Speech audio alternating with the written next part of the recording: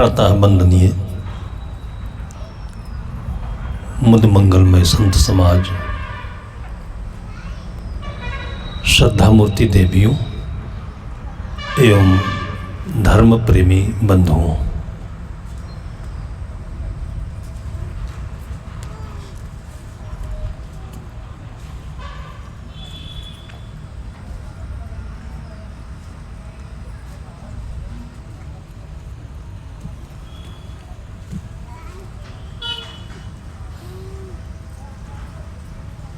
ज्ञान जीवन का सबसे बड़ा धर्म है।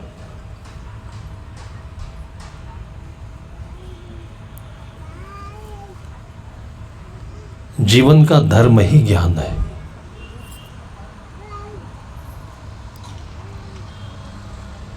और ज्ञान केवल उसे नहीं कहते हैं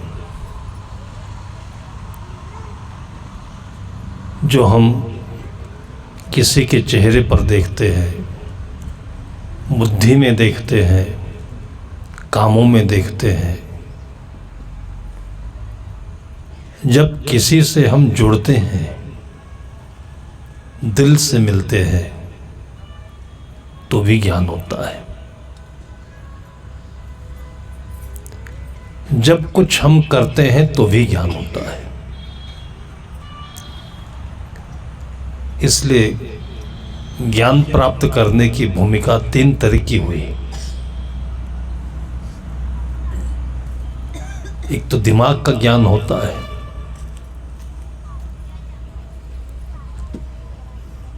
लेकिन ये ज्ञान जीवन के काम में नहीं आता है। यहां पर भी हम जो बोल रहे हैं ज्ञान नहीं है। यदि ये ज्ञान है तो घंटों घंटों संत बोलते हैं, सब कुछ तो नहीं याद रह सकता है। अभी यहां से उठेंगे भूल जाएगा, हम ही को भूल जाएगा हमने क्या कहा था। इसके थोड़ी देर पहले हमें नहीं पता था क्या कहेंगे।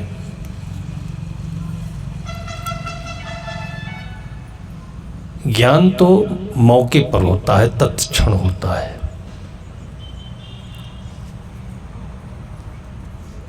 ज्ञान के साथ जो समझ आती है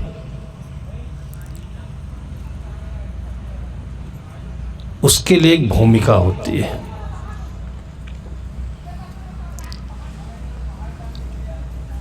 इसलिए सद्गुरु कहते हैं कि सत्संगत से समझ बढ़े, जो जैसे ही चित्त दे, हानि लाभ देखे भले गहे यथार्थ दे। सत्संग का मतलब भक्ति है। भक्ति का मतलब कहाँ जुड़ना है और सुजाति से जुड़ना है। जैसे जल है, जल में 2 तत्व हैं। जो साइंस पढ़ते हैं, हमारी अध्यात्म की भाषा में उसको गंगा कहते हैं, जल कहते हैं, पानी कहते हैं, नीर कहते हैं। प्यास जो बुझाए उसे इतने शब्दों से हम संबोधित करते हैं।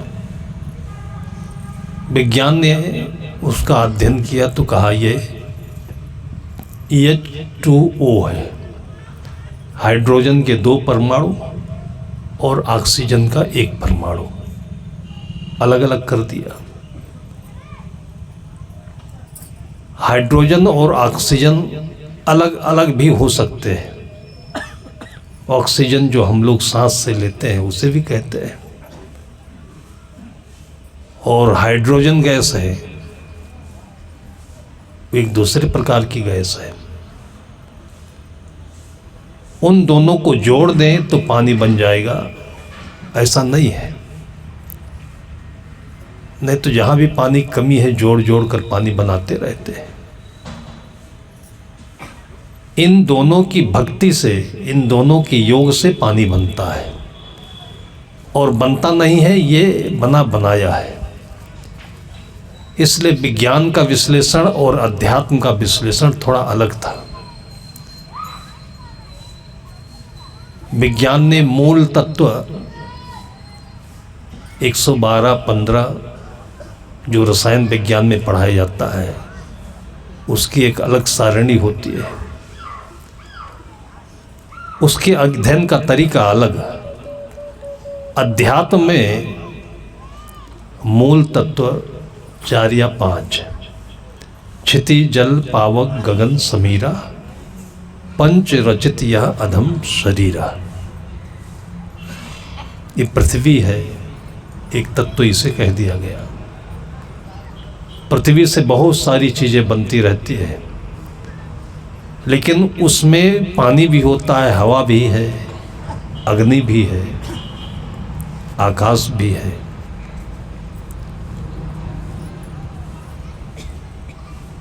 इन 5 तत्वों को सबके शरीर में कितना, कैसे, कहाँ जोड़ना चाहिए, एक योग है। और इसी को व्यवहारिक भाषा में मनुष्यों के बीच में भक्ति कहा जाता है। आप कहाँ बैठेंगे तो आपको सुख मिलेगा, शांति मिलेगी, उस जगह पर बैठने को भक्ति कहते हैं।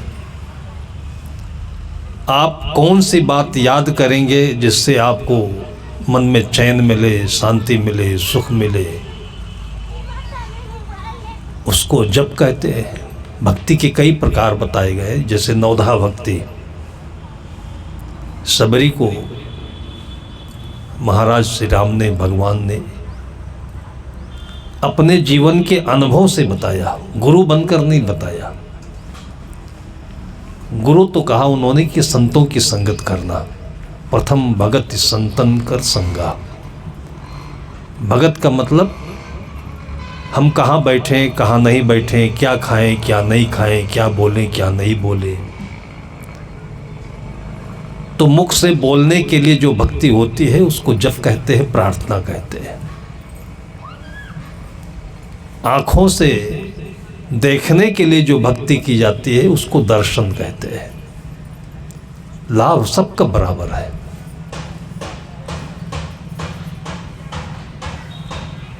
हुए हैं आपके दर्शन, मिटे दुख द्वंद सब मेरे। एकांत में संत बैठे हैं, कुछ नहीं बोलते हैं, लेकिन उनके देखने से भी अपने अंदर में बहुत कुछ आवाज़ सुनाई पड़ती है, मन बदलता है, शांति मिलती है। नदी तट पर बैठिए, बहुत कुछ मिलता है। ये प्रकृति की भक्ति है। हरे भरे पेड़ पौधे के पास बैठिए, बहुत कुछ मिलता है, अच्छी हवा मिलेगी, कई रंग बिरंगे फूल पौधे दिखेंगे, पक्षियां दिखेंगी। इन सब में माया जाल नहीं है, और हमारे मन में माया जाल बसा है जो हमेशा अंदर से काटता रहता है, खुजलाता रहता है। तो इन सब को देखते हैं, जहां माया जाल नहीं होता है तो मन का माया जाल भूल जाता है। जिस समय सब कुछ भूल जाता है उस समय हम स्वभक्ति में रहते हैं, स्व से जुड़कर रहते हैं, तो आनंद रहता है। इसलिए संत गुरुजनों ने सबको भूल जाना भी एक भक्ति कहा है। बल्कि जो 9 प्रकार की भक्ति कही गई है, आँखों से, कान से, मुख से, सेवा से, वो हमारे भीतर में जो माया जाल केकड़ा बन करके, वायरस बन करके, जहर बन करके हमको बेचैन किया हुआ है, उसको भुलाने के लिए। मैं आश्रम पर गया 2-3 महीने के बाद, तो गांव की एक महिला आई। वो छोटी सी दुकान करती थी। दुकान पर 2 नए लड़के आए, नई उम्र के। कोई सामान मांगा होगा, तो उसने कहा कितना सामान आप लोग ले जा चुके हो, पैसा नहीं देते हो, पहले पैसा दीजिए, हम इतने अमीर नहीं कि उधार देते रहे। तो उसमें से एक लड़के ने झापड़ मार दिया उसको। झापड़ मतलब हरकत कर दी। अब इसमें स्वाभिमान सम्मान खोता है, व्यक्ति का चोट आती है, एक व्यवहारिक बात है। लेकिन जिसने मनुष्य जीवन पाया है, शरीर धारण किया है, तो इस प्रकार से ऊंच नीच द्वंद्व सबको कुछ न कुछ आ सकता है। लेकिन इसमें समायोजन कैसे करें, मन में समाधान कैसे करें। अब एक समाज है कि जिसके मन में शांति है तो अलग तरीके से समाधान करता है, और एक के मन में शांति नहीं है, आग है, बारूद है, उद्वेग है, तो और पानी चढ़ा देता है। बारूद में और चिंगारी लगा देता है तो विस्फोट होने लगता है। तो ऐसे शब्द सुनिए, ऐसे दर्शन करिए, ऐसे के पास बैठिए कि आपके अंदर में जो बारूद है वो जलने न पाए, दगने न पाए, विस्फोट न होने पाए, उसका कुछ अच्छा बन जाए। अब बारूद से ही तो दिया सलाई की तिल्ली बनती है, ये विस्फोट नहीं होता है, ये आपके काम में आ जाता है। तो दुख सुख का जो द्वंद्व आता है जीवन में, वो सबके आएगा, हमारे भी आता है, आपके भी आएगा। कम से कम आए इसके लिए संत गुरुजन कहते हैं कि सज्जन दुर्जन से दूरे जान दुखई को मोल, तब घर पावे आपना दुर्गुण जीत समूल। जहां भी रहो, परिवार में रहो, तो मनुष्यों का व्यवहार कम करो, सेवा करो। जितना भी व्यवहार करो तो फालतू का मत करो, आवश्यक करो, सेवा का करो। उसमें कोई झगड़ा नहीं, कोई द्वंद्व नहीं है। व्यवहार में जितनी भी कठिनाइयाँ आती हैं, वो जब भक्ति से बाहर होकर हम काम करते हैं तब कठिनाई आती है। और जीवन भक्ति से चलता है, व्यवहार से नहीं चलता है। अब जो कोई पैसे का लेन देन करेगा, पुराने समय में मैंने सुना था कि एक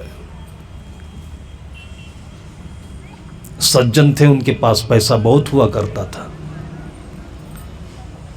तो उन दिनों चांदी के सिक्के चलते थे, तो बैंक की सिस्टम व्यवस्था नहीं होती थी। तो जो तकिया है, उसी तकिया के अंदर में वो छिपाकर पैसा रखते थे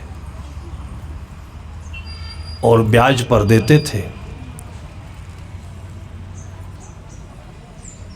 अब ये सब करने के लिए भी अपने पास में सावधानी होनी चाहिए, होशियारी होनी चाहिए।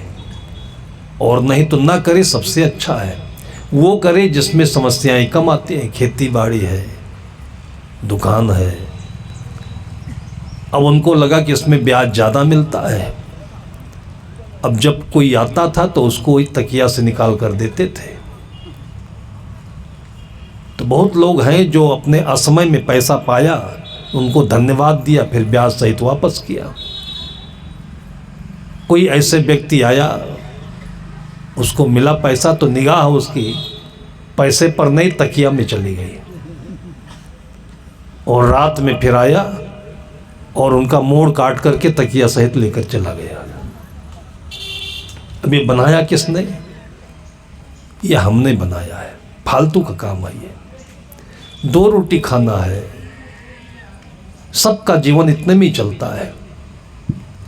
तो व्यवहार एक सिस्टम से आगे लेकर के बढ़ें आप, तो कठिनाइयाँ कम आएंगी। इसलिए कहा जाता है कि जिसका जितना बड़ा सिर उतना बड़ा सिर दर्द है। तो सिर काहे को बड़ा बनाओ अपना। अब अडानी ने अपना बड़ा भारी सिर बनाया, तो उसका दर्द आपको होगा क्या? लेकिन उनका बड़ा भारी सिर आप भी लेकर चलना चाहते हैं और दर्द सहने की क्षमता नहीं है, पैसा भर भी।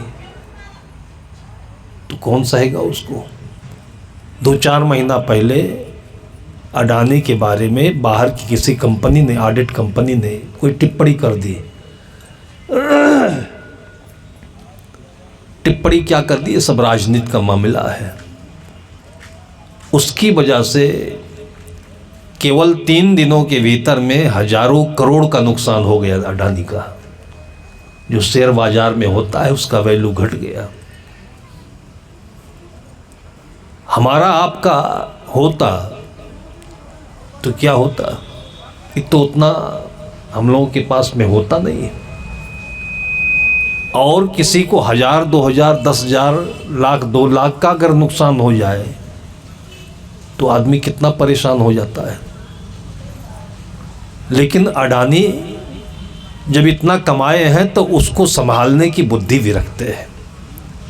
अब वो चाहे उनके माता पिता से मिली हो बुद्धि, चाहे संतों से मिली हो, और ये बात तो पक्का है कि ये लोग भी बहुत धार्मिक होते हैं। हम लोग जानते केवल पैसा कमा रहे हैं, लेकिन पैसे के साथ धर्म भी कमाते हैं। धर्म का, पैसे का संतुलन धर्म से ही हो सकता है।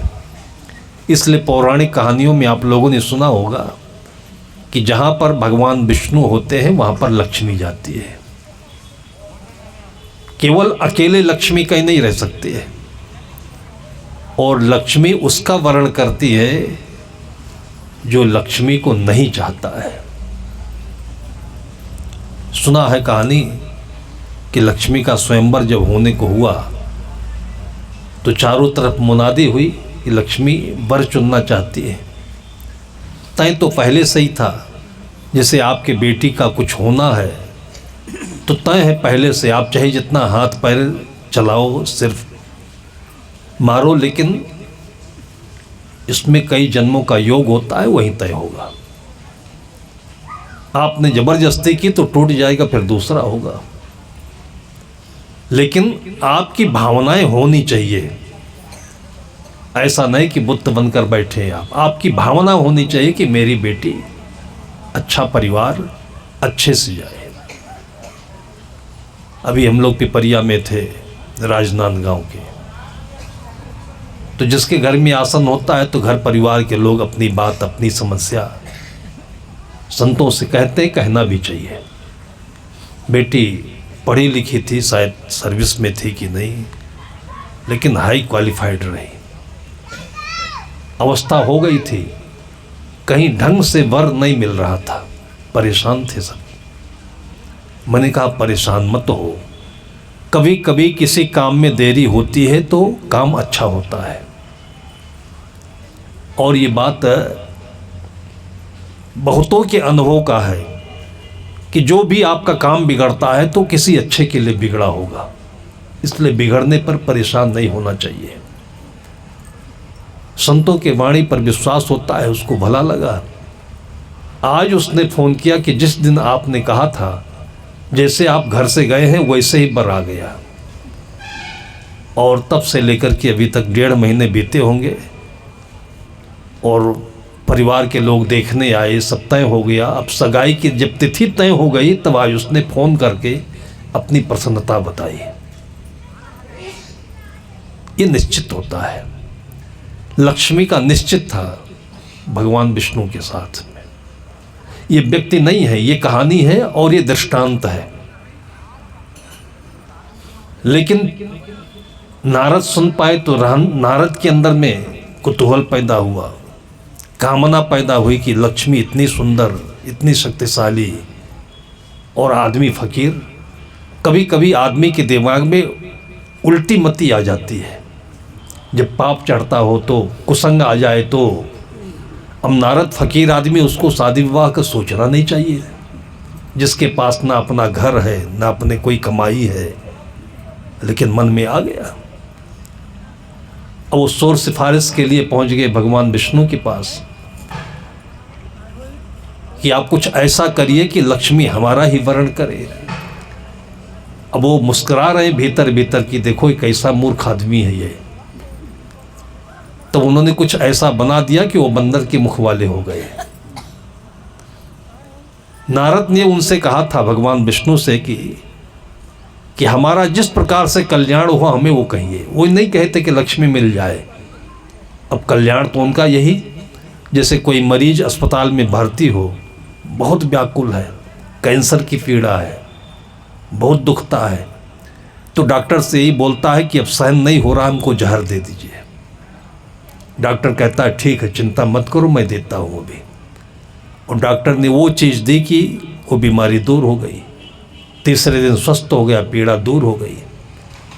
फिर डॉक्टर आता है और बोलता है कि आपको कितने ग्राम का जहर दे दें। तब हाथ जोड़ता है कि डॉक्टर साहब मैं तो ठीक हो गया हूँ, वो गलती से बोल दिया था उस दिन। इस प्रकार से गलती के कारण से भी मन में ऊट पटंग की बातें आया करती है। नारद के मन में भी गलती से आ रही थी, तो उन्होंने सांकेतिक भाषा में कहा था कि जिस प्रकार से हमारा कल्याण हो वो हमें आप सहयोग करें।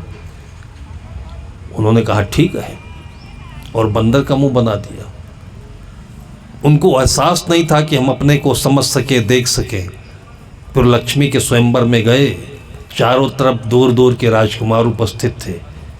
उनके बीच में भी ये नारद वो फकीरी लिए, जहाँ वो लक्ष्मी जाए उसके सामने खड़े हो जाते, मुंह दिखाते अपना। तब लक्ष्मी ने कहा कि कहीं पानी में जाकर मुंह तो देख लो अपना पहले। एक कहानी बताती है कि हम जो किसी चीज़ को पाने के लिए बहुत आतुर होते हैं, किसी का अच्छा घर देख लिया, पैसा देख लिया, रूप देख लिया, कुछ देख लिया, ये हमारे अंदर में अज्ञान का एक प्रभाव है। नहीं तो जिसको जो चीज़ मिली है, जो जैसा है, वो अति सुंदर है। जिसको जो चीज़ मिली है, जो व्यक्ति जैसा जहाँ पर है, वो महत्वपूर्ण ही नहीं, अति सुंदर भी है, उसमें कमी कुछ नहीं है। एक सूत्र ये भी कहते हैं हमारे संत ऋषि मुनि लोग, अपनी अपनी जगह पर सभी सुंदर हैं, लेकिन जब इस प्रकार का सत्संग मिले, समझ मिले, कोई समझाने वाला मिले, तो अपनी सुंदरता का बोध होना चाहिए। अब समझाने वाला कोई मिलता नहीं है, तो उस सुंदरता को पाने के लिए लोग ब्यूटी पार्लर में चले जाते हैं। अब वहाँ पर जो कुछ होता है वो सब धोखा है, सबको पक्का पता है। तो ये धोखा कितने दिन तक रखेंगे हम? तो मन में जो हमारे अनावश्यक चाहनाएं पैदा होती हैं, ये हम भक्ति की सीमा से बाहर होते हैं। व्यवहार अंट संट का करते हैं, ऐसे वैसे बैठते हैं, जहाँ नहीं बैठना चाहिए वहाँ जाते हैं, जो नहीं सुनना चाहिए वो सुनते हैं।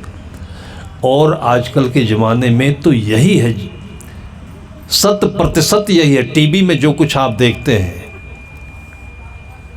संतों की बात कोई नहीं सुनता। संत मंत्र दिए हैं, याद नहीं है, लेकिन टीवी में अभी शाहरुख खान आ जाए, आमिर खान आ जाए, तो जो सामान दिखा देंगे उसी का फिदा हो जाएगा लड़का लड़की। उनसे जाकर के पूछिए कि क्या ये सामान सही है? वो कहते हैं कि सामान सही हो न सही हो, हमें पैसा मिलता है। एक एक एडवर्टाइज के लिए नेता अभिनेता लोग करोड़ों रुपए लेते हैं, तभी तो ये जीन्स पैंट चल रहा है। अब पता नहीं आम समाज की राय क्या है, उसकी आँख क्या है, समझ क्या है। जीन्स पैंट में भी 10-10 जगह फटा होता है, वो भी चल रहा है, वो भी चल रहा है। या तो हमारा दिमाग खराब है जो हमको ठीक नहीं लग रहा है, और या तो उसके पास दिमाग नहीं है कि जब पैसा दे रहे हो तो मुलायम चीज़ पहनो, शुद्ध साफ सुथरा पहनो। शरीर में कार्बन डाइऑक्साइड गैस निकलती है, पसीना होता है, सूती कपड़े पहनो, वो पसीना सूखेगा, शरीर में अच्छी हवा बाहर से आएगी। पैसा ही खर्च करना है तो बुद्धि दिमाग लगा करके अच्छी चीज़ खाओ, अच्छी चीज़ पहनो। लेकिन बहुत दूर की बात है, ये बोतल का पानी बिक रहा है, इसको वाटर माफिया कहते हैं। जहाँ का पानी गंध ना हो, रंग ना हो, सब बढ़िया होता है। और ये वाटर माफिया जैसे भू माफिया होता है, एक एक प्लाट बना करके लोग 5-5 जगह रजिस्ट्री कर देते हैं। सीधा साधा इंसान कितनी मेहनत से पैसा कमाता है, जाकर वहाँ फंस जाता है। आप इतना पैसा लगा रहे हो तो जल्दीबाजी मत करो, ठीक से देख समझ करके तब काम करो, या किसी अच्छे आदमी को साथ में ले लो, अच्छा वकील हो, लेखपाल लो। हम लोग ट्रेन पर बहुत यात्रा किए हैं। जैसे ट्रेन स्टेशनों पर पहुंचती है 5 मिनट पहले, 2 मिनट पहले जो टंकी की सप्लाई है खाली हो जाती है, बंद हो जाती है। मैंने कहा कि जब हम लोग स्टेशन पहुंचते तभी ये टंकी खाली होती है। सूत्रों से पता चला बहुत वर्षों के बाद में कि वाटर माफिया यहाँ पर सक्रिय है। वाटर माफिया का मतलब जो बोतल में पानी भर भर बेचने वाली कंपनियां हैं, वो स्टेशन के मैनेजर को थोड़ा पैसा दे देते हैं और उनको बोल देते हैं कि आप टंकी खाली कर दीजिए। अब प्यास लगी है, दूर की यात्रा है, पैसेंजर उतर रहा है, जब नल में टोटी में पानी नहीं जाएगा तो 20 रुपए का बोतल खरीदेगा। 2 रुपए का भी उसमें सामान नहीं है, आपको वो पानी फ्री में मिलना चाहिए और 20-20 रुपए में दे रहा है। एयरपोर्ट पर चले जाइए तो 80 रुपए 100 रुपए में होता है। और घर में रहे रहे जब दिमाग आदमी का काम नहीं करता है तो बोतल का पानी मंगा पी रहा है। उनके लिए मजबूरी है कि जिनके गांव के आसपास में धरती का पानी ठीक नहीं है, आसपास में फैक्ट्रियां हैं, फैक्ट्रियों का जितना जहर धरती में जाता है उससे पानी खराब है, उनके लिए मजबूरी है। लेकिन फिर भी जो धरती का पानी उबाल दिया जाए तो स्वच्छ हो जाता है। एक बार उसमें फिटकरी डाल करके निकाल दीजिए, पानी की जितनी गंदगी तलछट में आ जाएगी, पानी छान कर पीजिए। बोतल का पानी निरंतर पीते रहने से विटामिन B12 की कमी हो जाती है और कमर से नीचे दोनों पैर धीरे धीरे लूज होने लगते हैं, दर्द होने लगता है, फिर तमाम प्रकार की बीमारी आती हैं। लेकिन अब एड ऐसा चल रहा है कि जो हम अभिनेताओं को, फिल्म एक्टरों को करते हुए देखते हैं उसी की नकल कर रहे हैं। रोटी नहीं खा सकते, पूरी नहीं खा सकते, मिठाई नहीं खा सकते, देखिए पिज़्ज़ा खा रहा है आदमी, मैक्रोनी खा रहा है। बहुत दूर दूर तक सोचते सोचते हम अपने दिमाग में ये सब चीज़ें नहीं समझ, ये सब इमरजेंसी में रास्ते चलते कुछ खाने को नहीं मिल रहा है, लीजिए। लेकिन उससे अच्छा यह है कि अपने घर में आप बढ़िया घी लगा करके रोटी बना कर रख लीजिए, सब्जी रख लीजिए। जब आप इतनी मेहनत से पैसा कमाते हो उतनी ही मेहनत से समझ करके पैसे से सामान खरीद करके तब खाओ। वो जमाना था जब भक्ति होती थी तो गले में ये माला होने के बाद से ही लोगों के अंदर में इतनी सूझबूझ आती थी कि पैसा खर्च करना है तो अच्छी जगहों पर, तो लोग होटल में नहीं खाते थे। उस जमाने में होटलों में इतना अत्याचार, इतना भ्रष्टाचार नहीं होता था, सामान अच्छा बनता था। लेकिन कौन कैसा है, थाली में खा लिया, किसको कौन सी बीमारी है और थाली को ठीक से धोया नहीं गया है। इसलिए संत लोग कहते थे कि अपने घर में साफ सुथरी चीज़ें खाओ, साफ सुथरे बर्तन में खाओ, साफ सुथरा पानी पियो। ये सब भक्ति के दायरे में ही लोगों को समझाया जाता था। आज सारा दायरा टूट गया और गुरु की बात आसमान में पहुंच कर उड़ रही है और लोग टीवी में आंखें गड़ाए बैठे हुए हैं, जो टीवी में दिखता है वही कर रहे हैं। इसलिए सबका पैसा बर्बाद है, स्वास्थ्य चौपट है, बुद्धि बिगड़ी हुई है। कोई गारंटी है? जिसने आपको बताया कि ये चीज़ खाओ तो उसके पास कोई गारंटी है कि ये चीज़ सही होती है? घी देख लीजिए, दूध देख लीजिए, रिफाइन देख लीजिए। छत्तीसगढ़ में तो इतना परिवर्तन आया है कि यहाँ अलसी होती थी, अलसी की चटनी हम लोग खाते थे। जब पान रोटी बनता था तो पान रोटी के साथ में टमाटर की चटनी होती थी और अलसी की भी होती थी। आज जो वैज्ञानिक लोगों ने पता लगाया है तो शरीर में इम्यूनिटी बढ़ाने के लिए, स्वास्थ्य को प्रवर्धन करने के लिए सबसे अच्छी चीज़ अलसी है। हड्डी मजबूत करे, आपके शरीर के अंग प्रत्यंग को, मांसपेशियों को मजबूत करे। अलसी में इतने गुण हैं और इसको पहले के लोग जानते थे, तभी कहते थे कि चोट लगे तो अलसी का तेल खाओ। चोट लगे तो थोड़ा दूध में हल्दी डाल करके पी लो। और मैं देखता हूं कि पूरे छत्तीसगढ़ में केवल रिफाइन तेल खा रहा है आदमी। रिफाइन तेल में पता नहीं क्या क्या चीज़ मिला हुआ है। इसको साफ करने के लिए कितने केमिकल मिले हुए हैं जो जहर का काम करते हैं। आप सब्जी अपनी खाते हैं, आप हमारी बात सुन रहे हैं, कल जाकर के आप देखिएगा कि सब्जी में जब हाथ लगाते हैं तो सब्जी पेट में चला गया, उस सब्जी में जो तेल होता है वो आपकी उंगलियों में हाथ में चिपक गया। हम जब हाथ धोते हैं तो सब उसके अंदर में हाथ में जैसे कुछ गोंद जैसे चिपका रहता है। जब साबुन लगाते हैं, आटा लगाते हैं, तब छूटता है। यही जो गोंद जैसे चिपकने वाली चीज़ जिसको कोलेस्ट्रॉल कहते हैं, आपके शरीर के भीतर में जा कर के आंतों में चिपकता है तो आंतों की प्रक्रिया खराब होती है। आंतों का पाचन रस जितना बनना चाहिए नहीं बनता है। फिर वो आपके ब्लड में मिल गया तो जो सिरा और धमनियां हैं जहाँ से खून बहते हैं उस रास्ते में चिपकता है। तो जो खून की वाहिकाएं हैं, नलियां हैं, वो सकरी होती जाती हैं चिपकते चिपकते।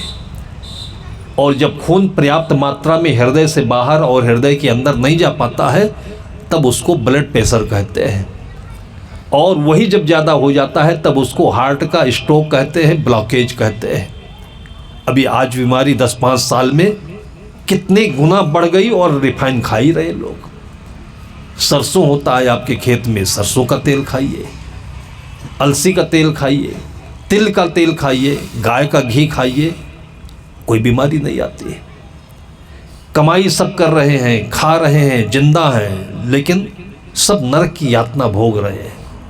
अस्पतालों में जाकर के देखिए, इतनी लंबी भीड़ है कि चाहे जितना आप इमरजेंसी में हो वहाँ पर बिस्तर नहीं मिलेगा, लाइन में खड़े रहिए आप। नरक की यातना ही तो है।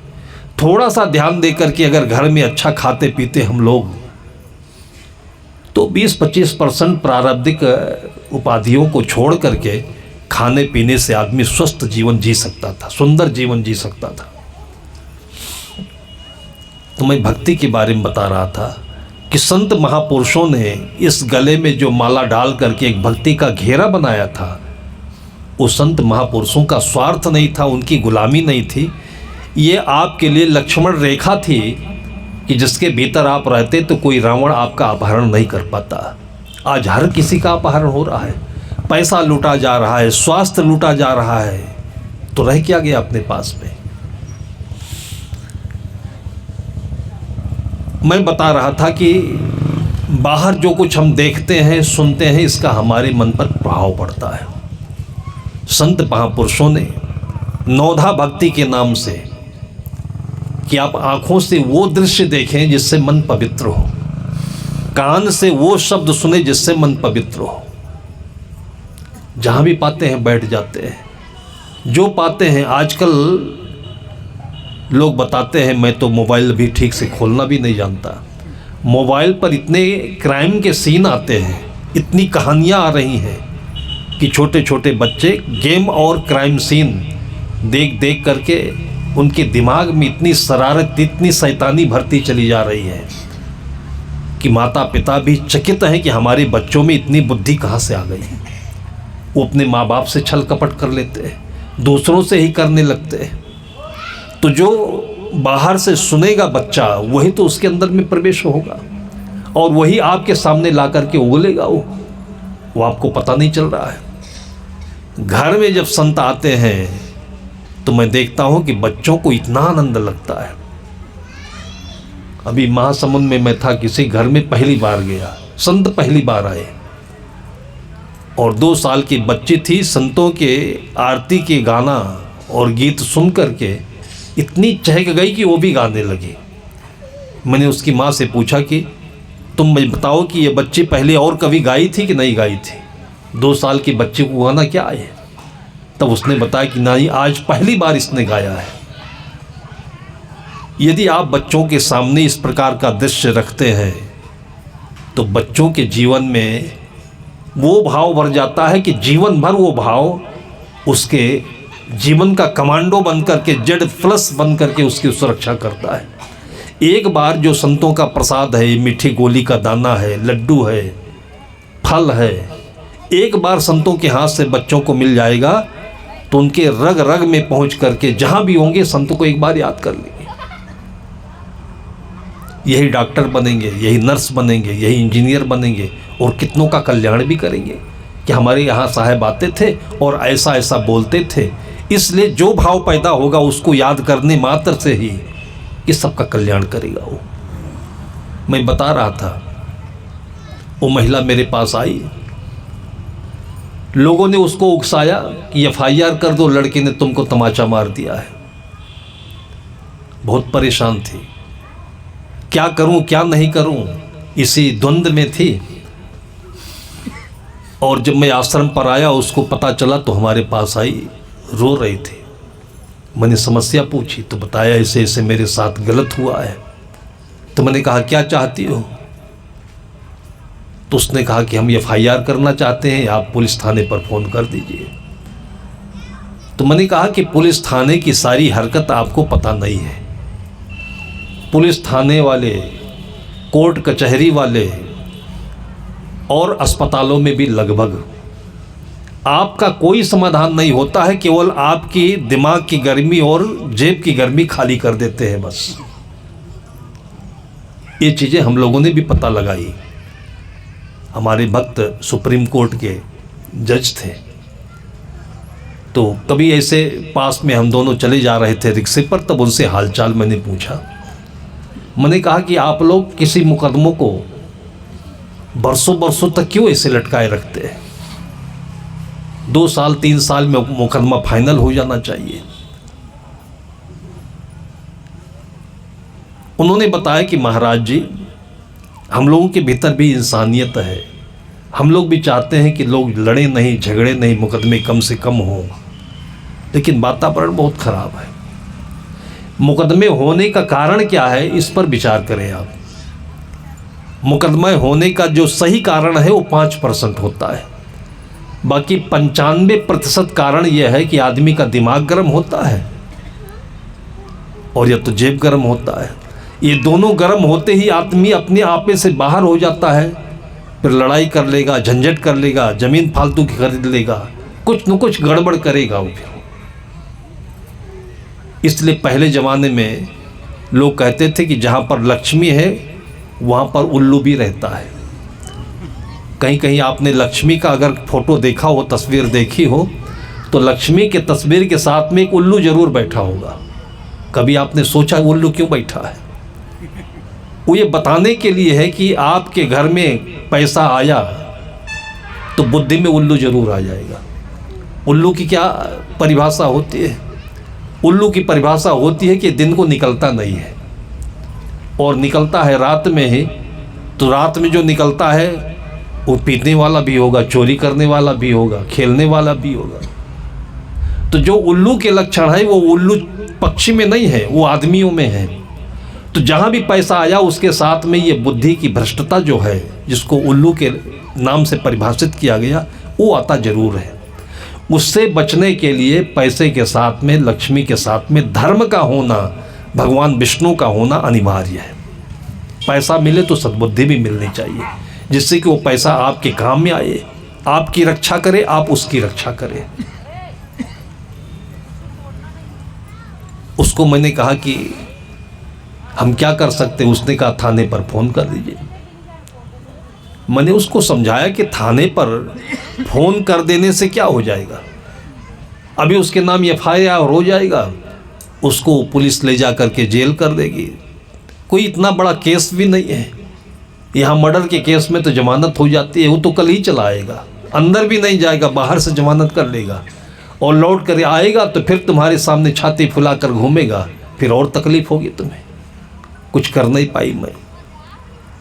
उसको मैंने समझाया, वो जज की बात बताई कि जज ने बताया कि झगड़े 2 कारणों से होते हैं, जेब गर्म हो जाती है या दिमाग गर्म होता है।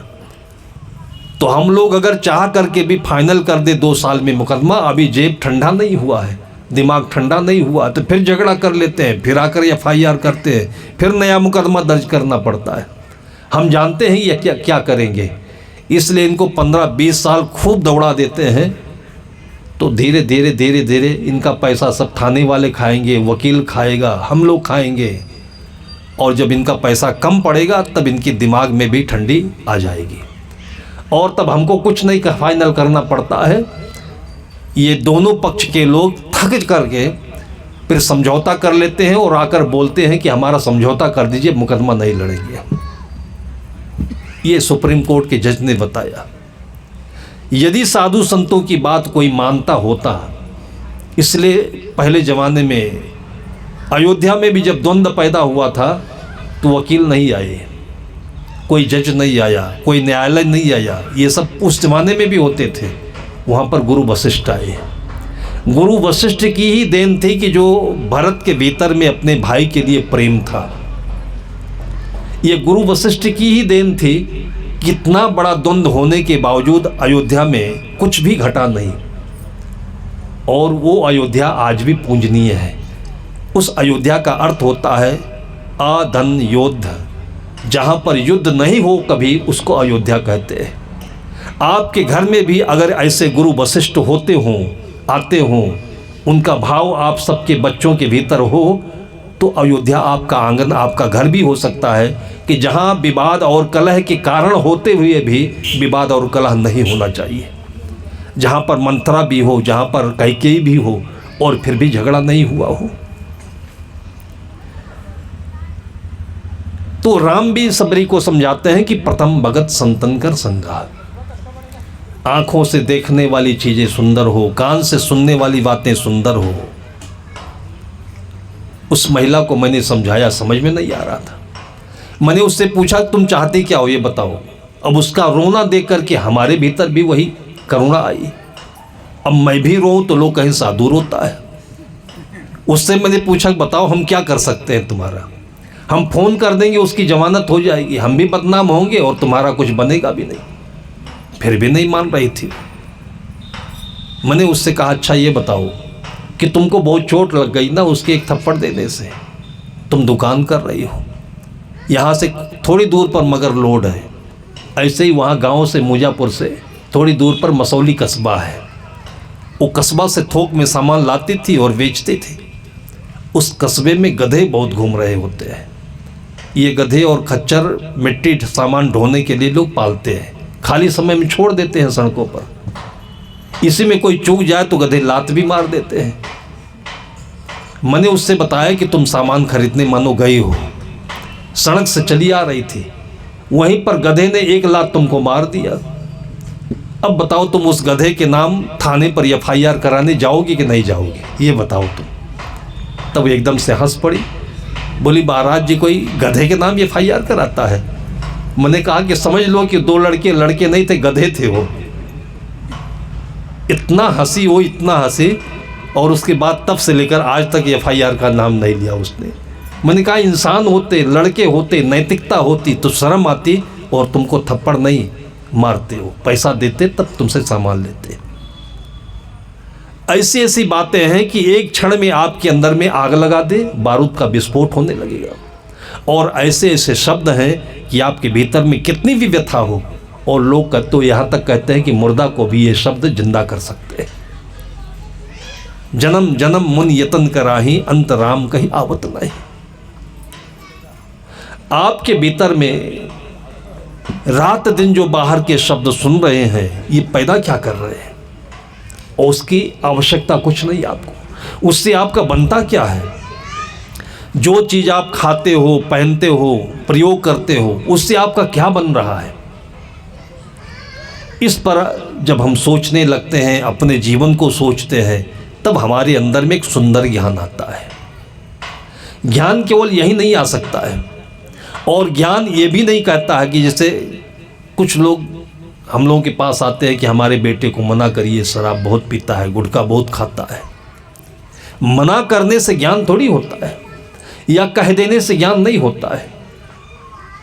कल मैंने आपको बताया था कि मैंने आज तक कभी किसी को मना नहीं किया, कभी किसी को मना नहीं किया। उस मना करने से उसके अंदर में और दुराव पैदा होता है, और यही वजह है कि माता पिता के इस चाल चलन की वजह से उनके बच्चे भक्ति में ना आकर के और दूर चले जाते हैं, क्योंकि माता पिता अहंकार बस अपने बच्चों के ऊपर धाक जमाना चाहते हैं।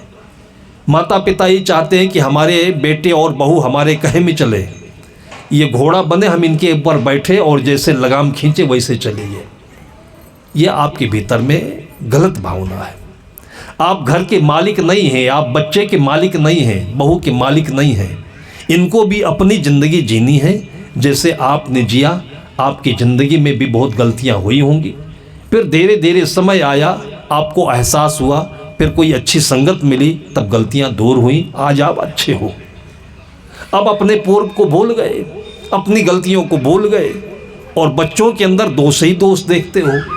अभी 2 साल हुए नहीं, बहू के आए, आप उसके अंदर गलतियां ही ढूंढते हो। अपने को देखिए तो बहू की गलतियों में आपको समझाइश भी आएगी, दया भी आएगी, करुणा भी आएगी। हैं तो अपने ये।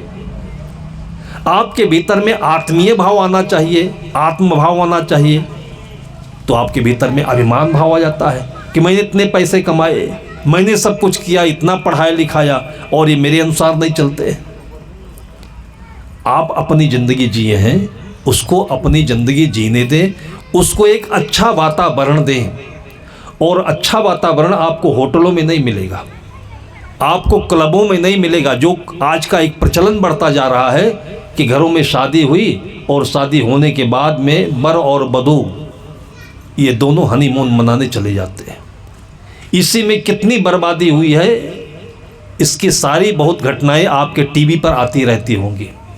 वो ज़माना था कि जब वर वधू इकट्ठे होते थे घर में, तो या तो घर में संतों को बुलाया जाता था और या तो वर वधू को लेकर के लोग आश्रम में जाते थे और पहले प्रसाद चढ़ा करके, भंडारा ले करके, वहाँ का प्रसाद वर वधू को खिलाकर तब घर में प्रवेश देते थे। पूरे जीवन भर दोनों में कोई खटपट नहीं, किसी प्रकार का कोई टेंशन नहीं, कोई किसी प्रकार से कलह नहीं। एक याद बैठ जाए मन में कि हमारे साहब हैं, हमारे गुरु महाराज हैं, सुनेंगे तो क्या बोलेंगे, उनकी भावनाएं। जो आदमी याद करता है उसके गुण उसके भीतर में अपने आप इनडायरेक्टली अपने आप आते रहते, उतरते रहते हैं। इसको समझना हो तो आप मोबाइल को याद करें। आज मेरे सामने कोई मोबाइल में अच्छे अच्छे भजन भरा हुआ था, तो एक दूसरा भक्त का बेटा उसने कहा कि ये भजन बड़े अच्छे हैं, मेरे मोबाइल में भर दो। दोनों मोबाइल वहीं पास में रख दिया, कोई आवाज़ नहीं, कोई हरकत नहीं, और 5 मिनट के बाद मैंने देखा कि दूसरे में भी वो भजन आने लगा। मैंने कभी देखा नहीं था कि टेक्निक क्या होती है। मैंने उससे कहा कि तुम चुपचाप इसमें कैसे डाल दिए भजन, मोबाइल के साथ में कुछ किया भी नहीं है। तब वो हंसा, बोला महाराज जी इस मोबाइल में एक सिस्टम होता है जिसको ब्लूटूथ कहते हैं। अब आप भी समझ गए होंगे कि ब्लूटूथ क्या चीज़ होता है। ब्लूटूथ वो सिस्टम है कि अंदर ही अंदर उस मोबाइल की आवाज़ उसके अंदर में उतर जाती है। ऐसे ही आप आश्रम में जा कर के सुने नहीं, कुछ करे नहीं, बैठे वर रहें, तो साधु की जो तपस्या है ना, साधु का जो गुण है, वो ब्लूटूथ सिस्टम से आपके मन में, आपके रग रग में, आपके अंदर में भर जाएगा और आपको पता भी नहीं चलेगा कि आपका कब से ये सुधार हो गया, कब से आपके भीतर में ये सौंदर्य उतर गया, कब से आपके बेटे इतने अच्छे हो गए। ये कहने से नहीं होता है। साधु कोई जज नहीं होता, साधु कोई दरोगा नहीं होता, कोई थानेदार नहीं होता है कि वो लाल टोपी दिखा करके, डंडे और पिस्तौल दिखा करके आपके बच्चों को शराब पीने से दूर कर दे। और ये तरीका भी सही नहीं है, पीने दो उसको। आप अगर पहले से उसको अच्छा वातावरण दिए होते तो पीता नहीं हो। छत्तीसगढ़ में शराब का प्रचलन जो इतनी तेजी से बढ़ा है, छत्तीसगढ़ में तो भी जल्दी जल्दी बढ़ा है। हम उत्तर प्रदेश से आते हैं, उत्तर प्रदेश में तो शराब बहुत पुराने से पी जा रही है, लेकिन इतनी तेजी से वहाँ पर शराब बढ़ा नहीं, इतना व्यापक नहीं हुआ है। उसमें कारण क्या है? कारण है कि छत्तीसगढ़ में, उत्तर प्रदेश में दूध दही प्रचुर मात्रा में होता है और लोग खाते हैं। शराब का मतलब क्या है? जब बच्चों में पर्याप्त मात्रा में शरीर में कैलोरी नहीं मिलती है, कैलोरी कहते हैं ताकत को, ऊर्जा को। अब हम देखते हैं छत्तीसगढ़ का खाना केवल भात है, साग है, भात है, साग है, खट्टा है। साग तो बढ़िया चीज़ है, लेकिन खट्टा जो खाना है छत्तीसगढ़ का, ये इतना व्यापक रूप से जहरीला हो गया है।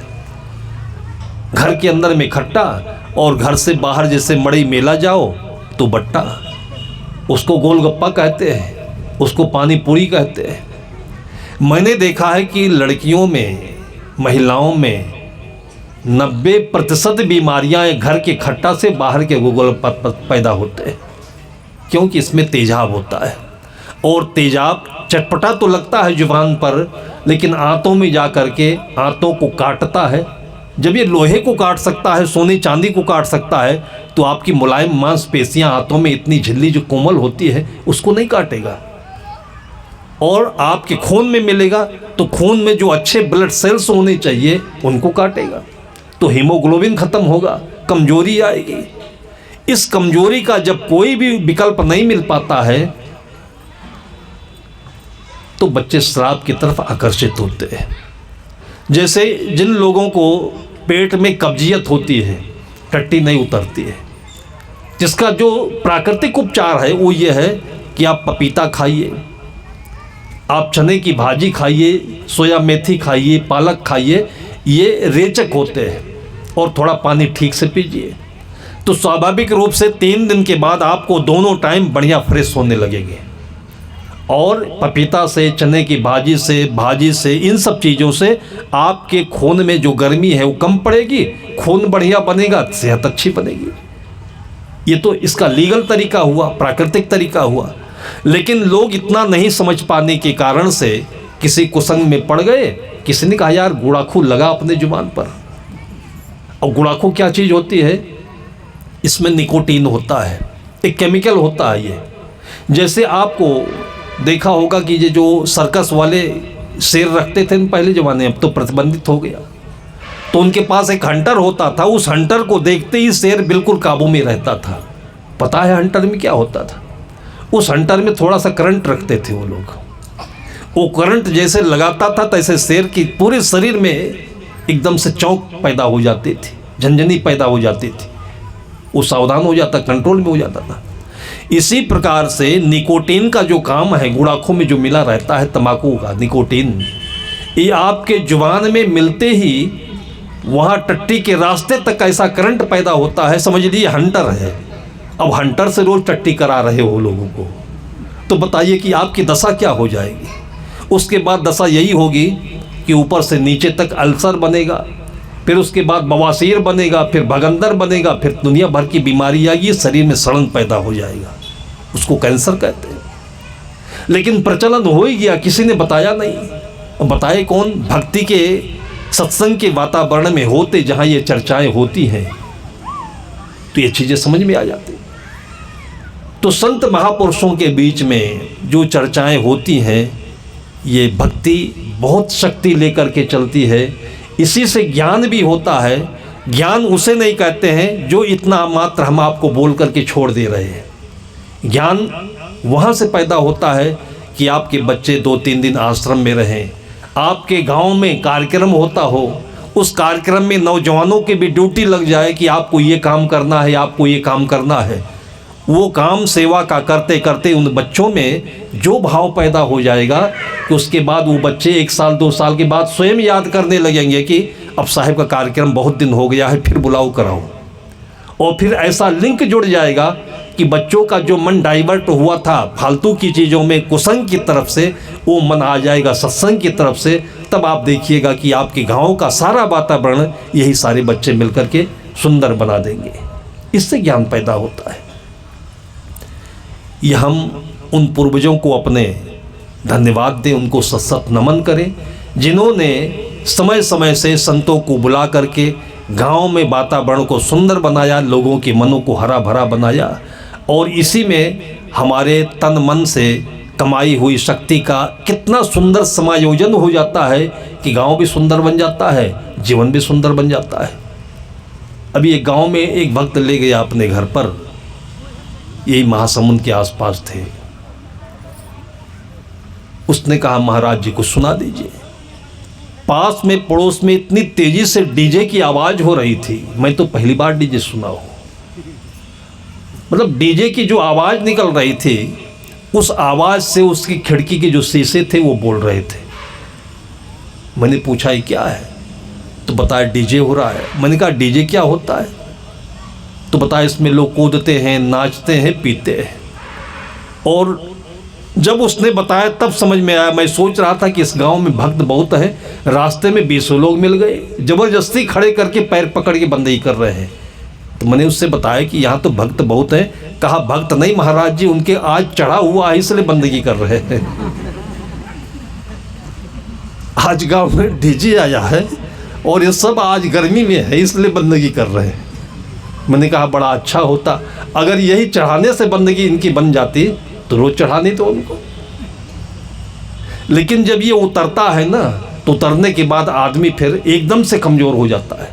ये जो शराब है, मैं आपको जो बता रहा था कि शराब लोग क्यों पीते हैं, कमज़ोरी के कारण से। जो आप बच्चों को छुहारा दे करके, ड्राई फ्रूट दे करके, घी दूध दे करके, अच्छा भोजन दे करके शरीर में शक्ति वर्धन करते थे, वो चीज़ ना पाने के कारण जब शरीर में उनकी ऊर्जा कम होती है, खून में गर्मी कम होती है, तब इनको गुड़ाखू जैसे ही उस शराब की एक बार स्वाद मिल जाते ही ऐसे शरीर में एनर्जी आ जाती है कि उनके दिमाग में एकदम से राजा राजा आ जाता है।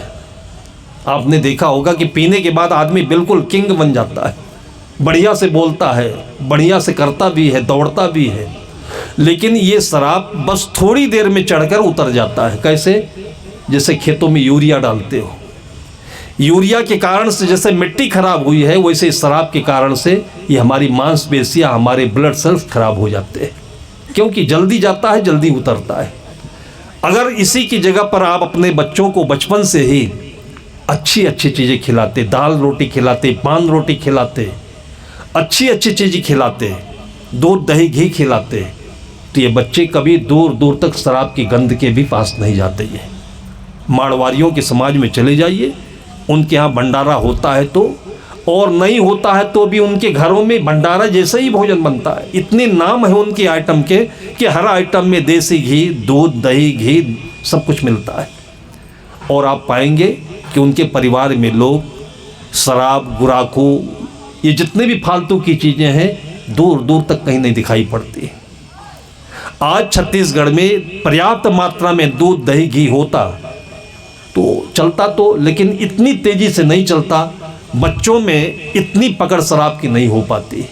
हम केवल बच्चों को दोष दे रहे हैं, कोसते रहते हैं, उनकी निंदा करते हैं, और इससे क्या होता है कि बच्चे संतों से दूर होते जा रहे हैं। जो उनको इससे प्रोत्साहन मिलना चाहिए था कि वो थोड़ा समझ करके अपने जीवन को सुधारते, उससे भी वंचित हो जाते हैं।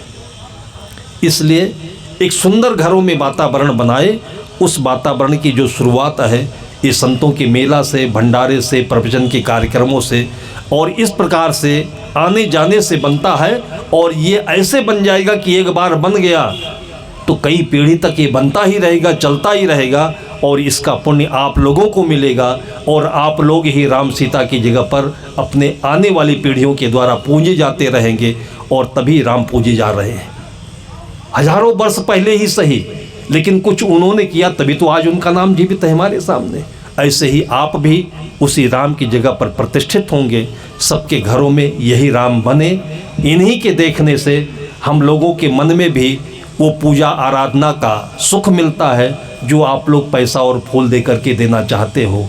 ये वो तब बढ़ जाता है जब बच्चों के हाथ से मिलता है और बच्चे अच्छी जगह जा करके यही काम करते हैं जो संत लोगों की सेवा कहलाता है। सबके घरों में यही वातावरण मिले, इसी शुभकामना के साथ अभी की चर्चा को यहीं पर मैं विराम देता हूँ। प्रेम से बोलिए सद्गुरु कबीर साहिब की जय।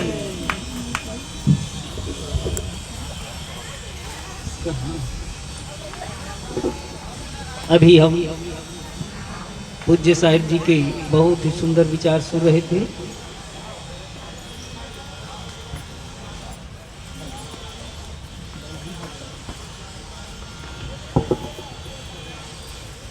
हेलो, प्रेम से बोलिए सद्गुरु कबीर साहिब की जय।